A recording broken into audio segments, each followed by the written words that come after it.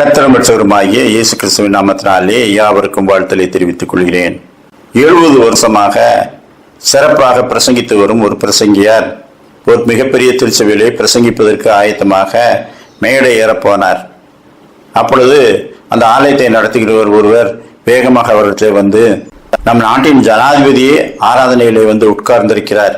எனவே நீங்கள் பேசும்போது ஜனாதிபதியை சங்கடப்படுத்தும் எதையாகிலும் பேசிவிடாதீர்கள். விசுவாசம், நம்பிக்கை, இப்படி பொதுவான காரியங்களை பேசுங்கள். ஜனாதிபதி வருத்தப்பட்டால் பிறகு மீண்டும் வரவே மாட்டார். எனவே ஜாக்கிரதையாய் பேசுங்கள் என்று சொல்லிவிட்டு போனார். இவர், அப்படியெல்லாம் நான் யாருக்காகவும் எனது பிரசங்கத்தை விருப்பப்படி மாற்றிக்கொள்ள முடியாது.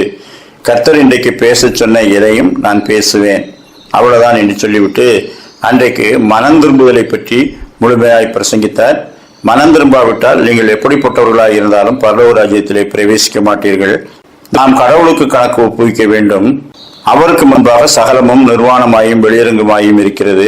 பூமியிலே இருக்கும் பதவிகள், அதிகாரங்கள், இது எதுவும் அவருக்கு முன்பாக செல்லுபடியாகாது. நீங்கள் மனம் திரும்பி பிள்ளைகளைப் போல் ஆகாவிட்டால் பரலோக ராஜ்யத்திலே பிரவேசிக்க மாட்டீர்கள் என்று தேவகுமாரன் சொன்னது எல்லாருக்கும் பொதுவானது. எனவே அதை கடைபிடியுங்கள் என்று பிரசங்கித்தார். பிரசங்கம் முடிந்ததும் சபையை நடத்துகிறவருக்கு மிகவும் கஷ்டமாய் போய்விட்டது. ஜனாதிபதியை உட்கார வைத்துக் கொண்டு மனம் திரும்புங்கள் என்று இவர் சத்தம் போடுகிறாரே, அதையே திரும்ப திரும்ப வலியுறுத்துகிறாரே, அதுதான் எல்லாருக்கும் தெரியுமே. ஒருவேளை ஜனாதிபதி நம்மை குற்றஞ்சாட்டுகிறான் என்று நினைத்து விடக்கூடாதே என்று பயந்து கொண்டே அவர்களிடத்தில் வந்து, பிரசங்கம் நன்றாக இருந்தது, ஆனால் என்ன நடக்குமோ எனக்கு தெரியாது என்று அவர் சொன்னார். ஆனால் ஜனாதிபதி எழுந்து வந்து இவருடைய தோளை தட்டி, நீண்ட நாட்களாக இப்படிப்பட்ட பிரசங்கத்தை நான் கேட்கவே இல்லை. இன்றைக்கு நீங்கள் என்னை சிந்திக்க வைத்திருக்கிறீர்கள். மனிதன் உலகம் முழுவதையும் ஆதாயப்படுத்திக் கொண்டாலும் தன்னுடைய ஜீவனை நஷ்டப்படுத்தினால் அவனுக்கு லாபம் என்ன? இந்த வசனத்தை நீங்கள் எனக்கு சுட்டிக்காட்டி இருக்கிறீர்கள். நான் ஜனாதிபதியாக இருந்து இந்த உலகம் முழுவதையுமே ஆண்டாலும் என்னுடைய ஜீவனை குறித்து நான் யோசிக்க வேண்டும் என்று தெளிவாக சொல்லியிருக்கிறீர்கள். எனவே நன்றி என்று இவர்களை சொன்னார். அப்படியே ஜனாதிபதி அடிக்கடி இவரை வரவழைத்து தன்னுடைய வீட்டிலே சுவிசேஷத்தை கேட்டார். அவர் மனம் திரும்பி தேவகுமாரனை ஏற்றுக்கொண்டு 5 ஆண்டுகள் மிகச் சிறப்பாக நியாயமான முறையிலே அந்த தேசத்தை ஆண்டார்.